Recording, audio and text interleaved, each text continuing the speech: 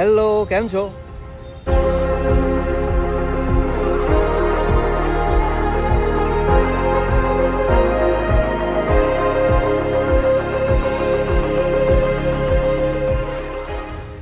મારો અગાઉનો એક વિડીયો હતો અને એ હતો અમદાવાદ સિટી ડ્રાઈવ.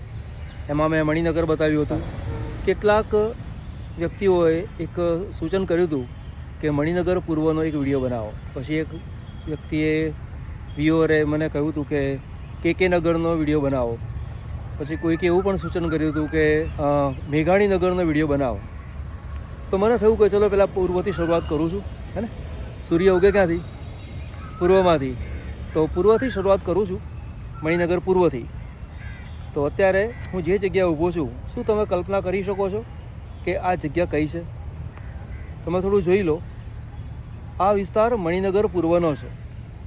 કદાચ મણિનગર પૂર્વમાં નહીં હોય તો ખોખરામાં ગણાતું હશે, પણ છે તો નજીકનો એરિયા. તો તમને કહી દઉં કે આ જે છે એ રેલવે ગ્રાઉન્ડની નજીકનો વિસ્તાર છે. તો અહીંયાથી ને રેલવે ગ્રાઉન્ડ જવાય છે. હું અત્યારે ત્યાં જાઉં છું અને બતાવું છું કે અત્યારે ત્યાં ક્રિકેટ રમાય છે કે નહીં. અને પછી આપણે સિટી ડ્રાઈવ તો તમને બતાવવાના છીએ જ. આ છે રેલવે ગ્રાઉન્ડ અથવા રેલવેનું ક્રિકેટ ગ્રાઉન્ડ. કેટલાય છોકરાઓ અહીંયા ક્રિકેટ રમતા હોય છે. અત્યારે તો ક્રિકેટ કોઈ રમતું નથી, અત્યારે છોકરાઓ હોય પણ નહીં.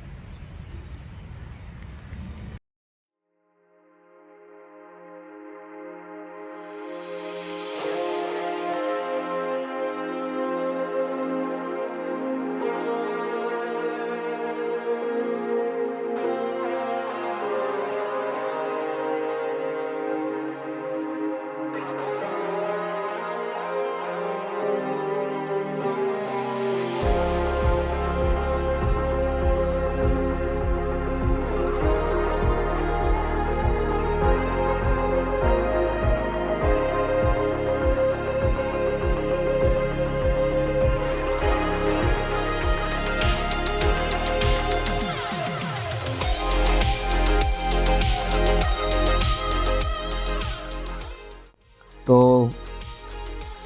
વિડીયોને લાઈક કરી દેવાનો, વિડીયોને શેર કરવાનો, સબસ્ક્રાઈબ ના કરી હોય તો સબસ્ક્રાઈબ કરવાનો. આ પ્રકારના અને જુદા જુદા પ્રકારના વિડીયોઝ હું બનાવું છું.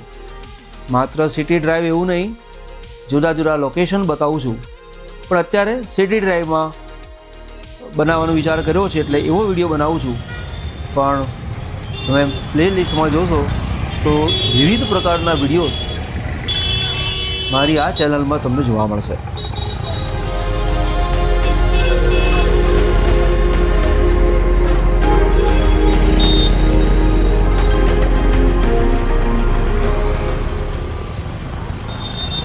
વિડીયો જોતાં વિડીયોમાંનો કોઈ ભાગ તમે જોયેલો હોય, એવો વિસ્તાર તમને જોવા મળે તો કોમેન્ટમાં જરૂર લખજો કે હા, વિડીયોનો આ ભાગ મેં જોયેલો છે.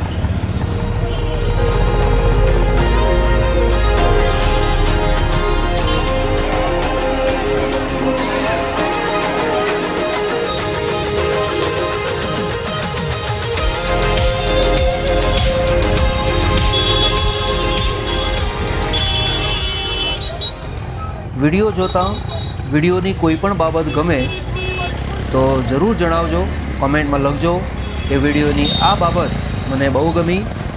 તમે જો તમારું નામ સાથે લખશો તો મને ગમશે. બીજી વખતે જ્યારે વિડીયો આવશે તો શક્ય હશે તમારા નામનો રેફરન્સ પણ આપીશ, પ્રયત્ન કરીશ.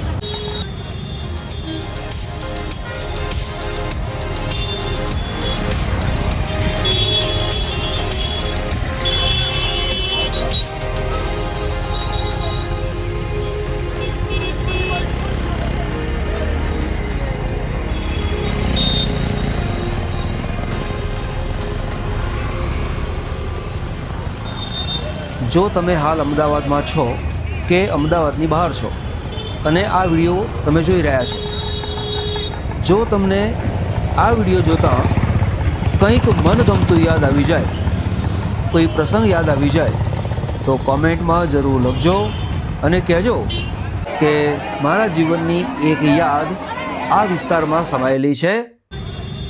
મને જરૂર જણાવજો.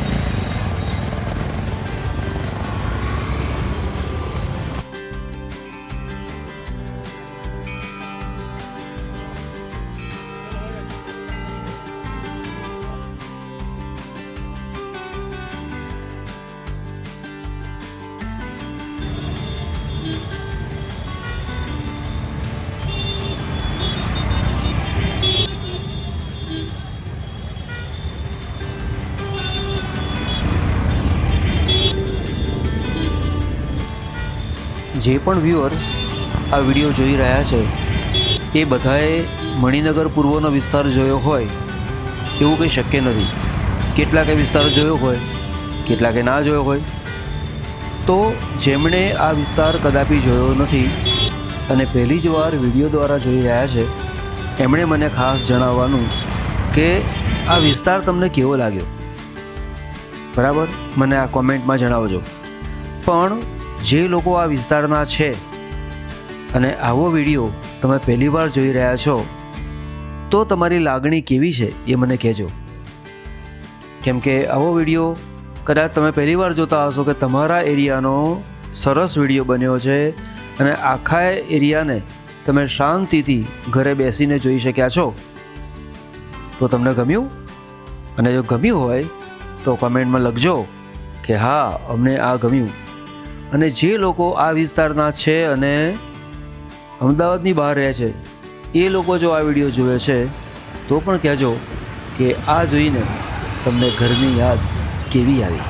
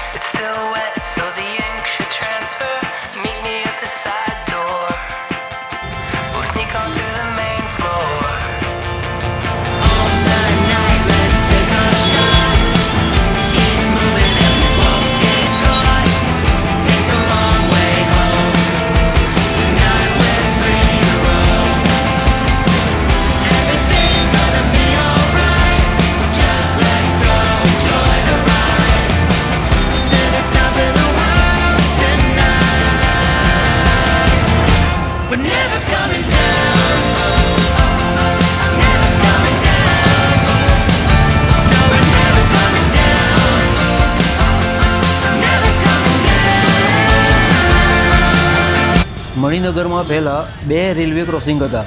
એક દક્ષિણી રેલવે ક્રોસિંગ જે અત્યારે તમે જુઓ છો તે, અને બીજો મણિનગર રેલવે ક્રોસિંગ.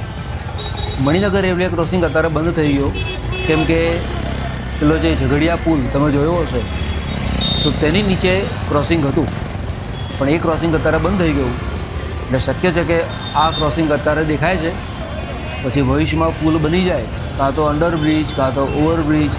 આયોજન તો ગવર્મેન્ટના હાથમાં છે, આપણા હાથમાં છે નહીં.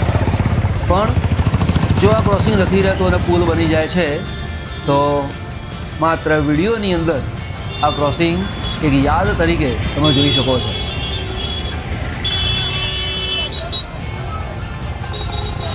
બધા જ આ મંદિરને મદ્રાસી મંદિર તરીકે ઓળખે છે.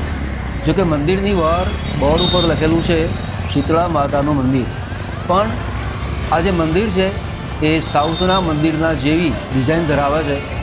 અને સાઉથના લોકો એટલે મદ્રાસી, પછી એ મદ્રાસના હોય કે ના હોય પણ બધા એને મદ્રાસી જ કહે. આવું એક લઢણ થઈ ગયું છે અને પ્રેમપૂર્વક કહે છે, ખબર નથી હોતી પણ બોલે છે એવું. તો એ મદ્રાસી મંદિર નથી, આ તો મદ્રાસી મંદિર છે પણ એ શીતળા માતાનું મંદિર છે.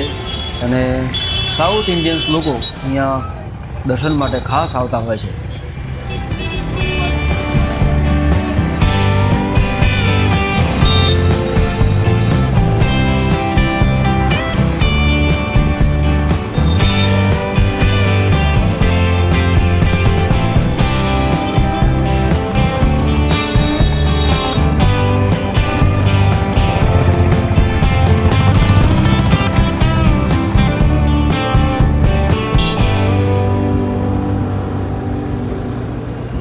મણિનગર પૂર્વના ઘણા મોટા વિસ્તારમાં ફરવાનું હોવાને કારણે અને સૌની યાદોને તાજી રાખવાને કારણે સમય તો લાગે ને, કેમ કે આખા વિસ્તારમાં ફરવાનું હોય તો આ એક દિવસનું કામ નથી. ઘણા દિવસો સુધી મેં શૂટિંગ કર્યું છે અને ત્યાર પછી એને ભેગું કર્યું છે. અને દરેક વિસ્તારની અંદર કોઈકને કોઈક વ્યક્તિની યાદ સમાયેલી હશે જ. પરદેશમાં રહેલો વ્યક્તિ હશે અને અહીંથી ત્યાં ગયેલો હશે તો એ તો આ વિડીયો જોઈને ખુશ થઈ જશે, કરે મને મારું મણિનગર જોવા મળ્યું. મારો જે અગાઉનો વિડીયો હતો એની કોમેન્ટ તમે વાંચજો. કેટલા લોકોએ કેટલી બધી સરસ કોમેન્ટ્સ કરી છે, અને ખાસ તો પરદેશના લોકોએ જે કોમેન્ટ્સ કરી છે એ તો અદ્ભુત છે. એમને મણિનગર યાદ આવી ગયું, એમને પોતાનો વિસ્તાર યાદ આવી ગયો, ઘોડાસર યાદ આવી ગયું, ઈસણપુર યાદ આવ્યું, જે સ્કૂલમાં ભણતા હતા એ સ્કૂલનો રસ્તો યાદ આવી ગયો, મણિનગરના જે વિસ્તારમાં રહેતા હતા, જ્યાં ફરતા હતા એ બધું યાદ આવી ગયું. અને એવી બધી યાદો એમણે કોમેન્ટમાં લખેલી છે. તો મને થયું કે મારા એક વિડીયોના કારણે આટલા બધા લોકોને જો આનંદ મળતો હોય તો શા માટે મારે એક સરસ બીજો વિડીયો બનાવવો ના જોઈએ. અને પછી નક્કી કર્યું કે ના મારે જુદા જુદા વિસ્તારમાં ફરવું છે, સરસ વિડીયો બનાવવા છે, લોકોની યાદોને તાજી કરવી છે, લોકોને આનંદ આપવો છે. નકામા વિડીયો જોયા કરવા, નકામી રીલ્સ જોયા કરવી, એના કરતાં આવો સરસ વિડીયો જોયો હોય એ વિડીયો તમે જુઓ તો એટલો સમય તો તમારો સરસ રીતે પૂરો થશે, બહુ જ ફાઇન રીતે મજા આવી જશે. અને આ વાત મારી ગમી હોય ને તો પાછું કોમેન્ટમાં લખજો કે હા ભાઈ તમારી વાત મને બહુ ગમી.